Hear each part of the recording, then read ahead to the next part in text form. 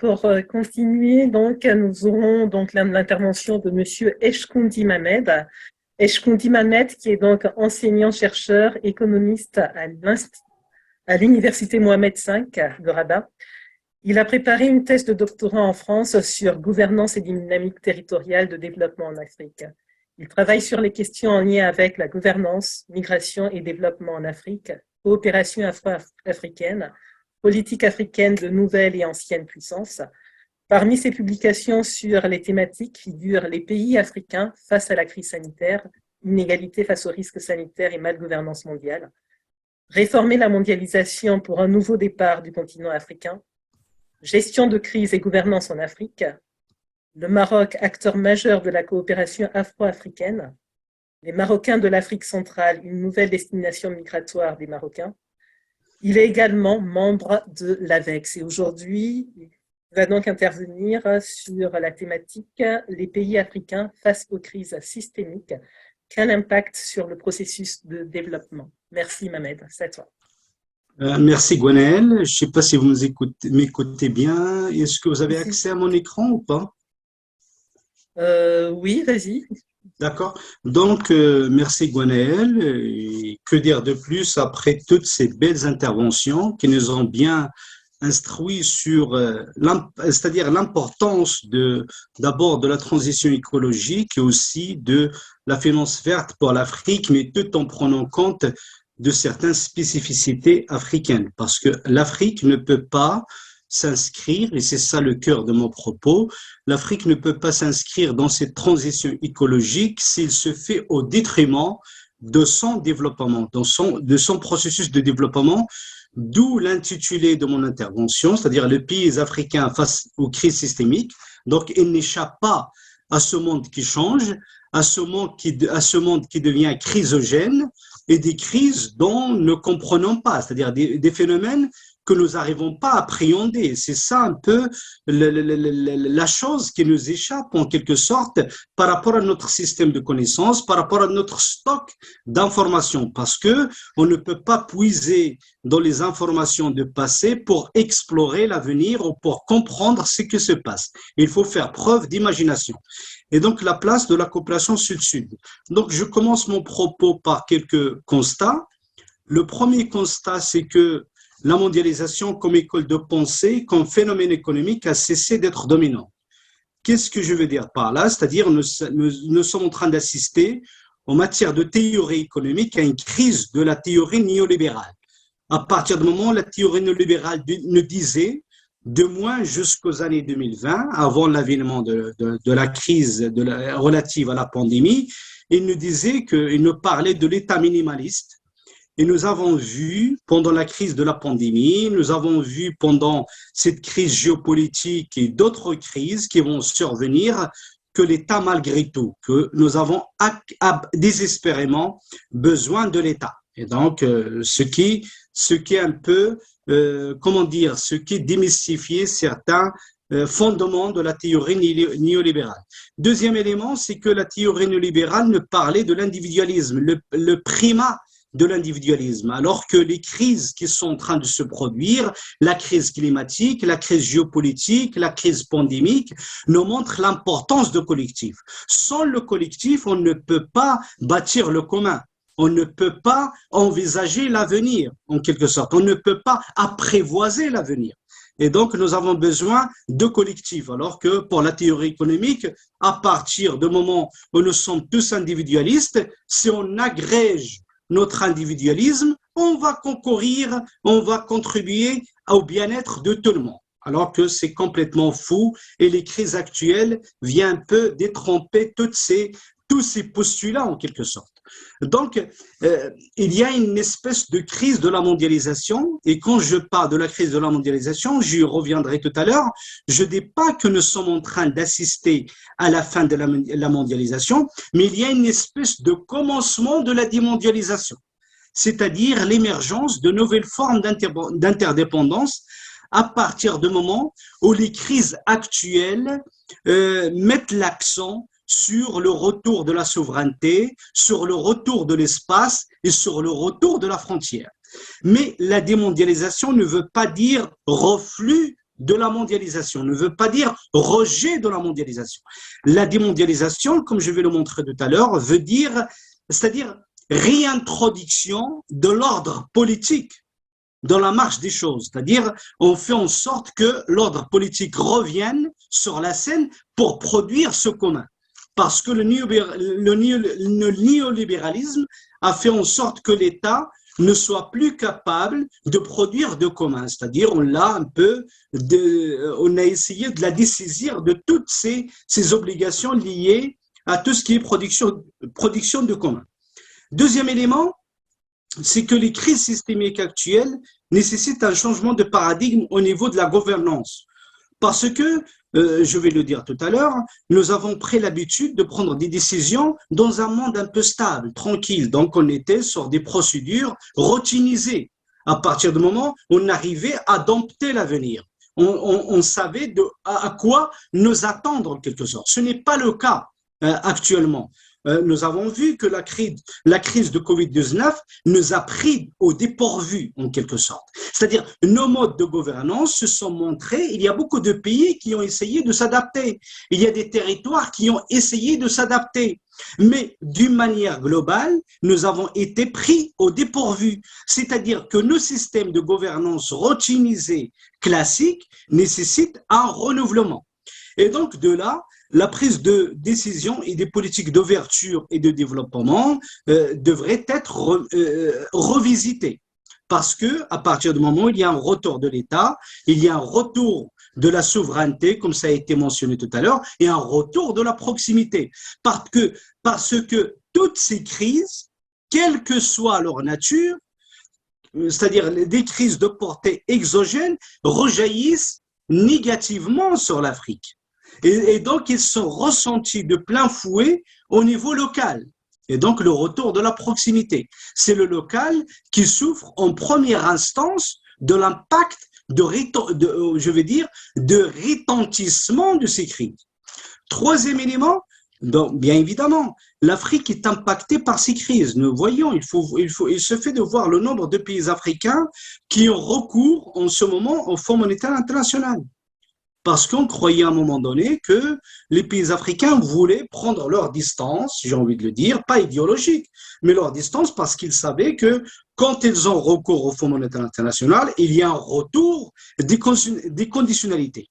Et nous avons des souvenirs amers par rapport aux conditionnalités, surtout quand nous pensons aux politiques d'ajustement structurel, c'est-à-dire au pass qui avait conduit à l'impasse en matière c'est-à-dire de politique de développement. Il n'avait pas permis aux pays africains d'aller de l'avant. Donc, il y a un retour, on a l'impression, nous soupçonnons un retour des conditionnalités. Donc, tous ces éléments-là nous amènent à penser à l'importance de la coopération globale.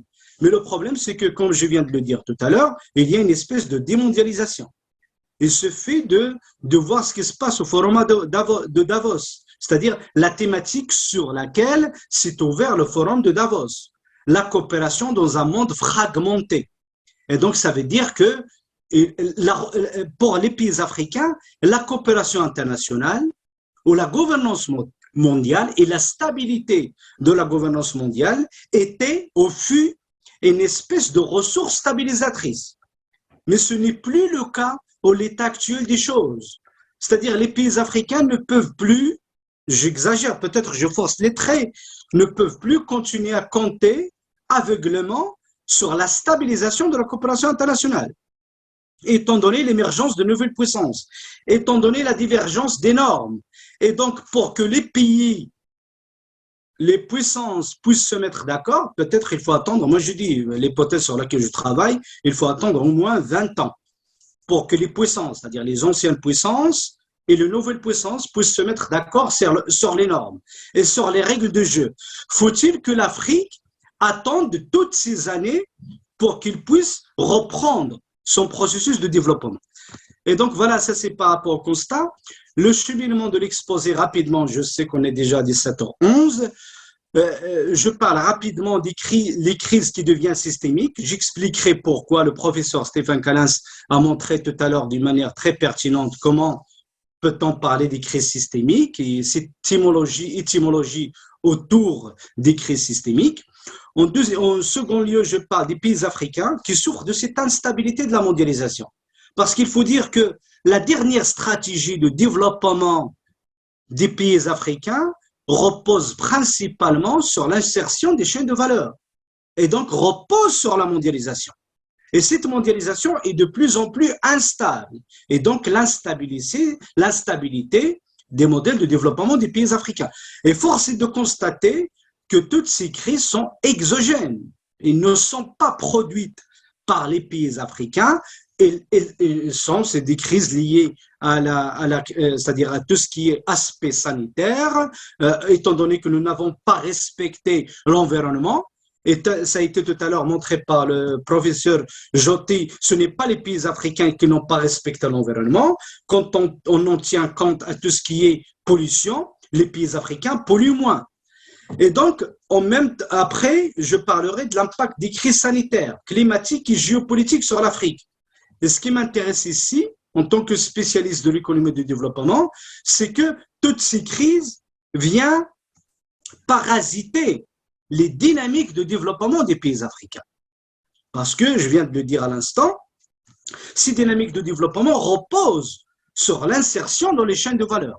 À partir du moment où, de moins avant l'entrée en vigueur de la zone de libre-échange continentale, les pays africains, les dynamiques de développement des pays africains ont reposé essentiellement sur l'insertion dans les chaînes de valeur mondiales.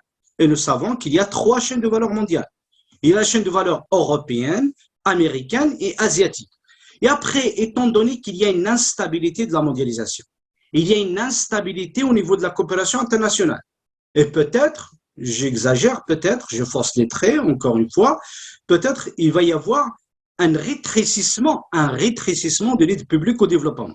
Et donc, dans le cas de figure, nous avons écrit un ouvrage là-dessus, la coopération sud-sud devient une ressource stabilisatrice pour les pays du continent. C'est-à-dire qu'il faut que les pays africains, pas seulement compter sur eux-mêmes, mais essayent de faire en sorte, grâce à la mise en place de la zone de libre-échange continentale, ils essaient de commencer à réfléchir à la mise en place des chaînes de valeur africaines. Pourquoi pas? Tout en entrant en complémentarité avec les autres chaînes de valeur, au premier ordre desquelles on peut parler de la chaîne de valeur européenne. Et donc, j'en finis par les prérequis d'une transition énergétique juste et développementiste. Parce qu'il ne suffit pas que la transition énergétique soit juste, c'est-à-dire tient compte des intérêts des pays africains, mais il faut qu'il soit développementiste. Parce que l'Afrique, au regard d'innombrables défis auxquels elle est appelée à faire face, elle a besoin de développement. Et le développement requiert l'industrialisation. Et donc, il faut que cette transition énergétique soit industrialisante pour les pays africains. Donc, les crises systémiques,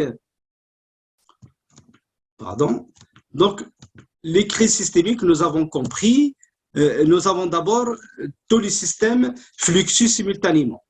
Et on voit que les 3 sphères qui déterminent le bien-être humain, à savoir, je me base sur les derniers écrits de Fonds monétaire international, il y a un article fondamental sur les crises systémiques, on voit que les trois aspects qui déterminent le bien-être humain, à savoir la politique, l'économie et les systèmes naturels, sont fragilisés. Et donc, ces fragilités interagissent. Le propre des crises actuelles, je parle essentiellement de la crise relative à la pandémie et de la crise climatique, c'est qu'elles révèlent des fragilités. Elles mettent en évidence certaines fragilités. Ça, c'est le premier élément. Le deuxième élément, c'est que les systèmes économiques et politiques actuels sont incapables. Donc, on peut faire de rabibochage, on peut essayer de mettre en place des processus de prise de décision à la dernière minute, mais ce qu'il convient de retenir, c'est que les systèmes économiques et politiques actuels sont incapables de gérer les risques transversaux et intrinsèquement imprévisibles. C'est-à-dire, il va falloir réinventer en matière de système de gouvernance et en matière de système de prise de décision. Il faut incorporer, peut-être je reviendrai tout à l'heure, il faut incorporer le long terme, parce que jusqu'à maintenant, les systèmes de gouvernance, les systèmes de prise de décision, ils sont basés sur quoi? Au nom de néolibéralisme, qui est en train de montrer ses limites, comme je l'ai montré à l'instant, c'est que tout tourne autour d'une gouvernance basée sur l'efficience, basée sur l'optimisation, c'est-à-dire le zéro stock, minimiser les coûts et ainsi de suite. Mais nous avons extraordinairement et désespérément, mais hors de touche, la question liée à la résilience. Et donc, il va falloir, dans nos nouveaux systèmes, on va dire, j'ai envie de penser, de réflexion théorique, de prise de décision, incorporer le long terme.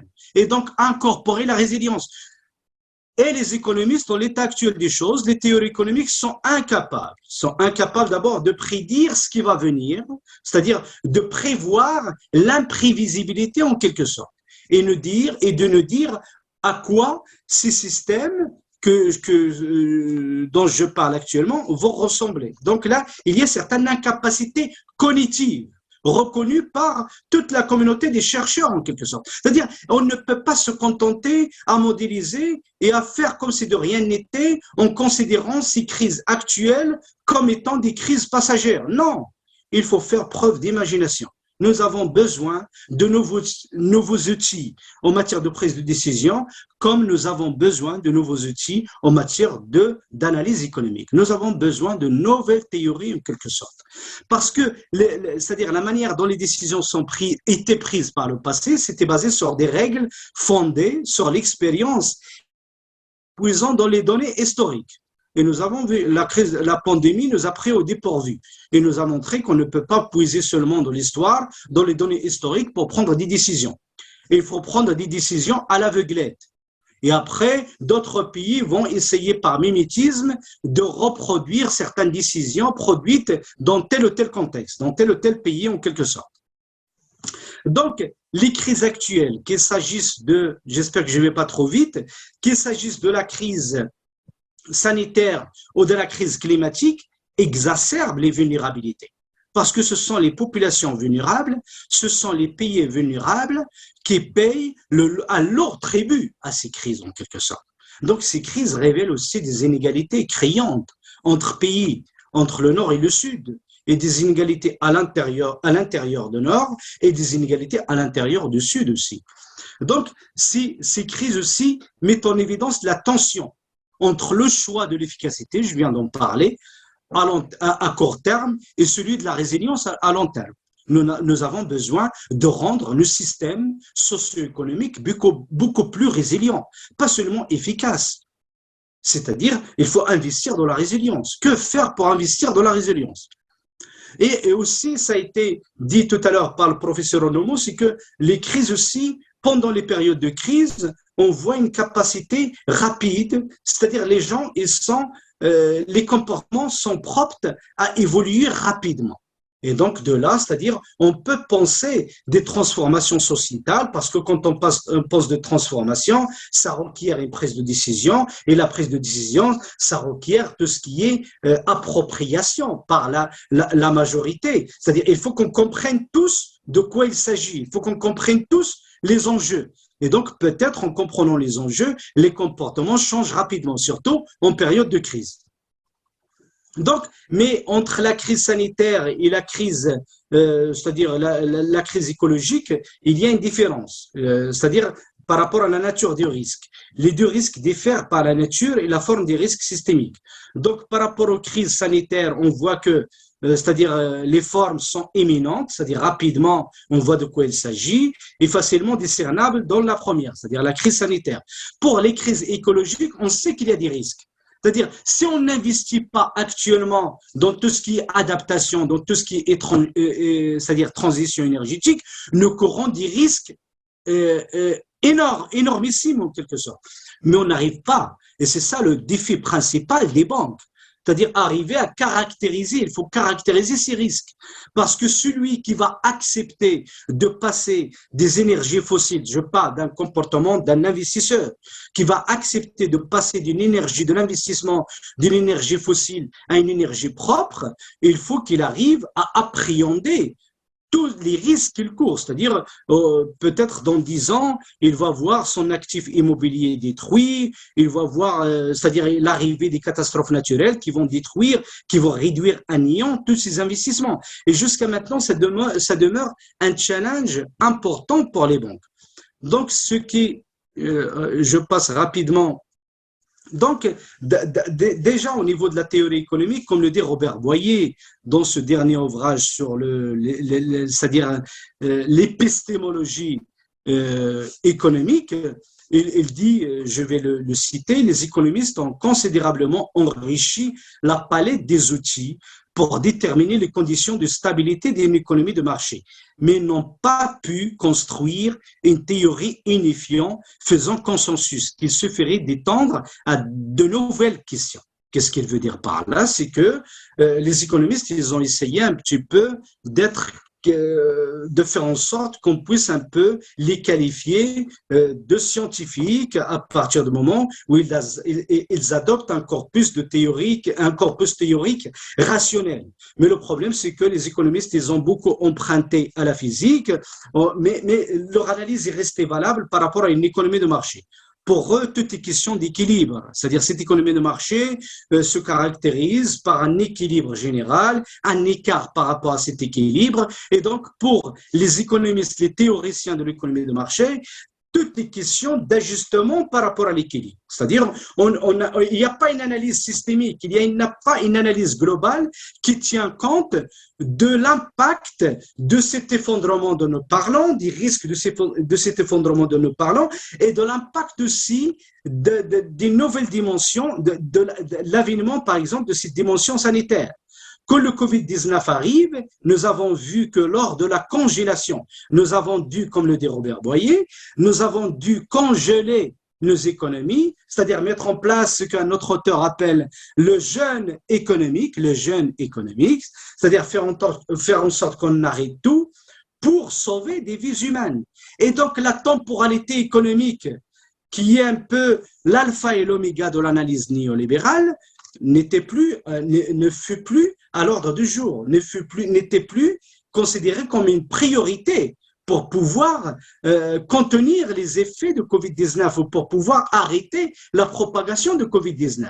Et donc, du coup, on voit que la théorie économique n'arrive pas à appréhender, étant donné le fait qu'il reste très limité à tout ce qui est modélisation, tout ce qui est limité à tout ce qui est économique. On n'arrive pas à voir l'ensemble, c'est-à-dire les dimensions, la dimension économique, la dimension sociale, la dimension environnementale, comment ils interagissent entre elles. Alors que nous avons besoin d'un modèle, ces modèles, il y a, je ne crois pas trop au modèle, à la modélisation, le fait qu'il faille tout réduire à la mathématisation et ainsi de suite, j'y crois pas trop, mais donc il fallait au moins, où il faudrait au moins qu'on soit capable d'élaborer des modèles qui incorporent toutes ces dimensions, c'est-à-dire l'ouverture de l'économie à l'écosystème, à tout ce qui se passe au niveau international. Donc, les théoristes sont filles de l'histoire. La COVID-19 est perçue comme analyseur des faiblesses aussi, des faiblesses sociétales, mais aussi des faiblesses de notre raisonnement économique, de la discipline économique, à partir du moment où la manière dont l'économie procédé jusqu'à maintenant ne permet pas de prévoir les crises, ne permet pas de voir venir les crises. Donc, ce sont des phénomènes nouveaux en quête d'interprétation qui ont suscité les avancées de l'économie politique. Merci beaucoup. Donc, le renouvellement, non, j'ai pas fini. Ce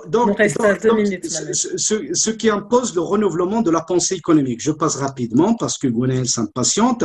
Donc, il faut absolument, avant de penser, c'est-à-dire à la définition, à la réinvention d'un nouveau modèle sociétal, il faut aussi renouveler les outils de la pensée économique aussi.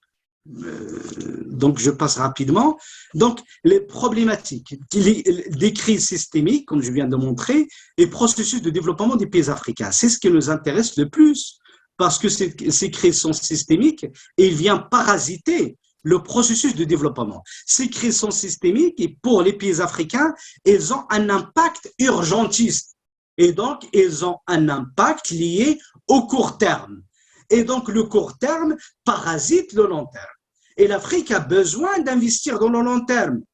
Tant que l'Afrique reste prisonnière de long terme, ce que j'appelle, ou ce que le défunt Philippe Hugon appelle la trappe à urgence, c'est-à-dire tant que l'Afrique n'a pas investi dans le long terme, tant que l'Afrique n'a pas investi dans le développement, donc il va y avoir toujours des fragilités dont parlait tout à l'heure le professeur Amara. Donc, d'abord, par rapport à l'impact de ces crises sur l'Afrique, donc on peut voir d'abord, on voit que l'État, qu'on soit en Afrique ou ailleurs, l'État fait face à des crises systémiques.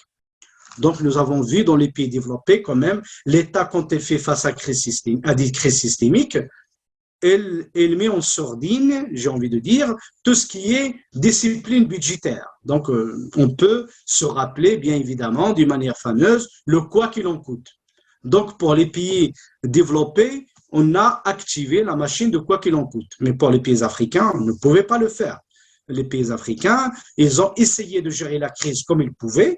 Il faut voir le dernier rapport de la CEA, la Commission économique pour l'Afrique, par rapport à la manière dont les pays africains ont géré la crise, et on voit quand même qu'ils se sont débrouillés pas mal. Avec le peu de ressources, sans pour autant avoir cette possibilité ou cette latitude de quoi qu'il en coûte, ils ont essayé quand même de gérer la crise. Donc, les crises systémiques nous montrent pour les pays africains le difficile arbitrage. J'ai envie de dire l'arbitrage budgétaire. Est-ce qu'il faut investir, orienter le budget vers le court terme, c'est-à-dire l'urgence, ou bien orienter le budget vers le long terme? Quel arbitrage faire? Parce que je veux investir dans le court terme, c'est-à-dire remédier aux effets immédiats de telle ou telle crise, la crise d'abord sanitaire et ensuite la crise géopolitique. En même temps, en tant qu'État stratège, je continue à penser au long terme. C'est très difficile pour les pays africains, mais il y a quand même certains États africains qui arrivent à naviguer dans ces eaux troubles. Il arrive à faire cet arbitrage entre le court terme et le long terme. Comme quoi, la crise aussi est source d'innovation. La crise peut être perçue, au-delà de son aspect négatif, la crise peut être perçue comme étant positive. À partir du moment où il nous pousse à, à réveiller, à éveiller notre génie local, notre imagination et ainsi de suite. Donc ça, c'est le deuxième élément, le premier élément. Le deuxième, c'est que l'inadaptation des modes de gouvernance et de décision. Je l'ai montré tout à l'heure.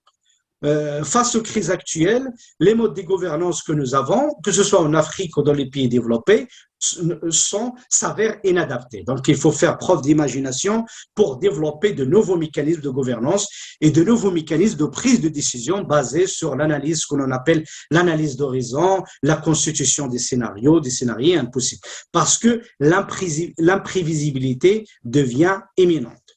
Et donc aussi le retour de la géopolitique. Nous voit qu'il y a une confrontation, je vais dire un mot tout à l'heure, si Gwenaël me laisse le temps, il y a un retour de la géopolitique, il y a une confrontation, je ne vais pas dire parfois directe, on voit l'Ukraine et la Russie, entre les anciennes et peut-être les anciennes et les anciennes puissances, et les anciennes et les nouvelles puissances, et ça parasite aussi l'Afrique. Parce que aussi cette confrontation rejaillit négativement sur l'Afrique. Et donc aussi la démondialisation peut impacter la démondialisation, c'est-à-dire la réintroduction de l'ordre politique dans la production de communs, pour faire en sorte que les externalités négatives produites par les entreprises et au-delà puissent être prises en charge par quelqu'un, par le politique en quelque sorte. Donc nous avons vu lors de la crise sanitaire et cette crise géopolitique qu'il y a des perturbations au niveau des chaînes de valeur mondiales. Donc, il y a certains pays aussi développés qui ont pris conscience à quel point ils étaient devenus dépendants de d'autres pays par rapport à tout ce qui est production. Donc, ils veulent revoir, revisiter ces chaînes de valeur. Et surtout maintenant, en plus de cette prise de conscience liée à la COVID-19, il y a une autre prise de conscience liée à la crise géopolitique, comme quoi on va faire la transition énergétique et aussi avec la prise de conscience de l'importance de cette transition énergétique, et il faut aussi revoir, j'ai envie de dire, les chaînes de valeur mondiales, pour faire en sorte que peut-être on va localiser certaines industries polluantes dans des pays qui ont un potentiel important par rapport à tout ce qui est production des énergies renouvelables. Vous avez compris. Donc l'instabilité, en tout cas, deuxième élément, c'est l'instabilité des chaînes d'approvisionnement. En tout cas, tous ces éléments-là nous renseignent sur la vulnérabilité des modèles de développement des pays africains. Et donc, vulnérabilité liée à la mondialisation, vulnérabilité climatique et vulnérabilité liée à la finance. Donc, quel modèle et quelle source d'inspiration? Le développement, c'est que le développement est une source, est une affaire de long terme, alors que nous sommes pris dans une espèce de trappe de l'urgence en raison des crises systémiques. Qu'en est-il du développement durable? Comment l'Afrique pourrait-elle s'inscrire dans le développement durable? Et quid des partenaires? Donc, nous parlons bien évidemment des partenaires au développement de l'Afrique. Et quand nous parlons des partenaires au développement de l'Afrique, nous parlons de la stratégie africaine des puissances. Depuis 2000 jusqu'à 2020, la stratégie africaine de puissance était synonyme de diversification des partenaires, de diversification des sources de financement, de diversification des sources d'inspiration. Mais en l'état actuel des choses, nous parlons d'une espèce de conflictualité. Et peut-être on serait amené à imposer des conditionnalités en termes de choix de partenaires aux pays africains. J'exagère peut-être. Donc les crises politiques, vous avez parlé, j'en ai parlé, les trajectoires de développement des pays africains. Donc, la résilience des pays africains, bien évidemment, pour nous, il développe de l'importance de la coopération sud-sud. Derrière la coopération sud-sud, il y a la coopération afro-africaine. C'est très important, et le Maroc joue un rôle très important en la matière. C'est très important aussi que les pays africains collaborent entre eux. Et la zone de l'échange continentale vient un peu renforcer cette dynamique. Et on parle à l'état actuel des choses de panafricanisme de développement.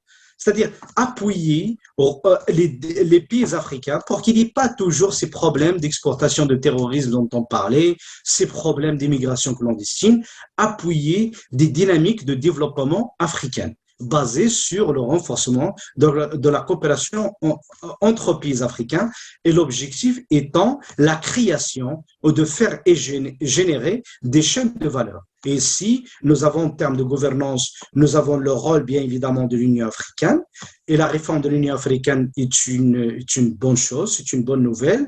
Il y a l'aspect lié au partage d'expérience.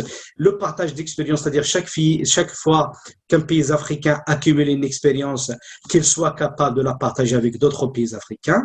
Le Maroc montre la voie par rapport à ça. Et aussi, nous avons aussi les communautés économiques régionales. Donc, faire en sorte aussi qu'il y ait une vision au niveau de l'Union africaine. Cette vision est en train de se former, et cette vision peut être partagée pas au niveau des communautés économiques régionales, qui sont au nombre de 8, et qu'ils puissent aussi être partagés au niveau national par les États. Donc, je passe rapidement. Donc, l'obstacle de financement est la tendance au verdissement des économies développées. Je vais lire pour aller vite. Il nous reste une minute, hein, Mohamed. Oui, d'accord. Nous savons que le financement est un obstacle majeur au développement des pays africains. Donc, la tendance à l'endettement dans un contexte des crises systémiques et l'affaiblissement de la coopération internationale. C'est ça le problème, c'est ça le piège que les pays africains devraient éviter coûte que coûte. L'adaptation au changement climatique comme opportunité d'industrialisation. Parce que quand nous parlons de la transition énergétique, il ne faut pas omettre aussi les autres aspects c'est-à-dire de verdissement de l'économie lié à l'adaptation au changement climatique, lié à tout ce qui est gestion de l'eau et j'en passe. C'est-à-dire qu'il ne faut pas occulter les autres questions qui sont aussi importantes pour les pays africains. Donc l'adaptation au changement climatique comme opportunité d'industrialisation et d'insertion dans les chaînes de valeur reconfigurées. L'Afrique souffre de changement climatique ça a été dit tout à l'heure par M. Joti, l'Afrique souffre de changement climatique sans y contribuer. Et donc, qui prend en charge les externalités négatives? On revient à la notion de commun. Le monde a une dette écologique envers l'Afrique, surtout les pays pollueurs. Comment créer de nouveaux instruments financiers à partir de cette réalité? Et donc, il faudrait amorcer le débat à partir de ces constats.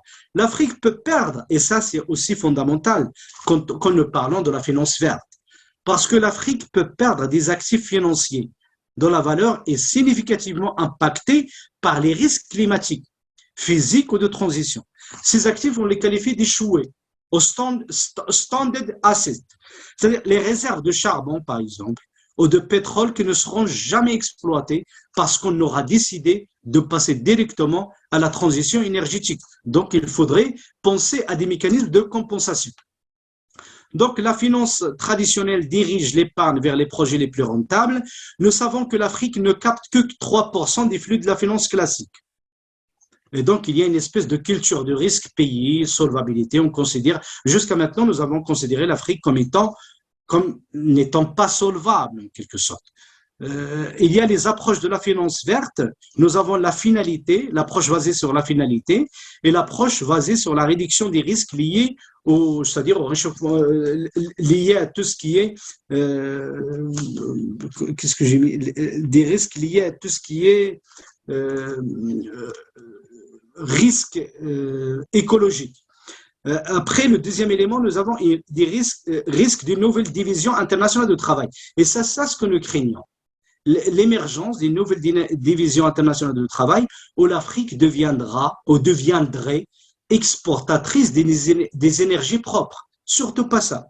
Parce qu'on veut que les énergies que produisent les pays africains soient orientées, les énergies propres plutôt, soient orientées vers des destinées développementistes des pays africains. Et donc, il y a ce que l'on appelle le paradoxe de Brigstrom, un économiste anglais qui parle un peu qui soulève un peu cette question de passagers clandestins. C'est-à-dire le fait que l'on puisse, que deux pays, un pays développé, un pays en voie de développement, on suppose un pays africain, qui vont essayer de mettre en place un partenariat entre eux. Donc, le pays développé va conditionnalité son aide aux pays africains au respect de certaines mesures environnementales. Mais l'objectif pour le pays développé, ce n'est pas de faire en sorte que le pays en voie de développement, le pays africain, aille de l'avant, se développe, mais son objectif, c'est de faire en sorte qu'il puisse un peu, comment dire, qu'il puisse déléguer cette mission de réduction, de décarbonation, on va dire, à notre pays, le pays africain. Et donc, en la matière, c'est-à-dire, il fait en sorte que le pays africain fasse plus d'efforts pour que le pays développé puisse un peu rester dans un équilibre sans pour autant être obligé de procéder à des transformations radicales. Je passe directement, conclusion, recommandation. Premier élément, la nécessité, et ça je mets l'accent là-dessus, la nécessité d'une transition juste, le partage juste de l'effort et des co-bénéfices. Donc, une répartition équitable de l'effort entre le Nord et le Sud. Et jusqu'à maintenant, ce n'est pas le cas. C'est le Sud qui est le grand perdant de cette transition énergétique, il faut le dire. Les défis africains nécessitent d'allier développement et financement, c'est-à-dire la transition énergétique devrait aussi entrer en concomitance avec les besoins de développement de l'Afrique. L'importance d'investir, ça c'est primordial aussi, l'importance d'investir dans la formation autour de nouveaux instruments de gouvernance et de prise de décision dans des contextes marqués par l'imprévisibilité. Le partenariat vert entre l'Europe et l'Afrique devrait appuyer les dynamiques de développement du continent, je l'ai dit, aussi repenser la gouvernance d'entreprise et faire en sorte que les facteurs liés à l'impact de l'activité de l'entreprise sur l'environnement et la société soient, désolé, il y a une erreur, soient pris en compte. Également, penser à la création des banques vertes qui aura son siège en Afrique, pourquoi pas, et financée par les institutions financières internationales. Création d'actifs financiers en vue de récompenser les pays africains qui jouent un rôle important dans la protection de l'environnement. Merci de votre attention. Merci beaucoup, Mohamed. Merci pour cette intervention riche.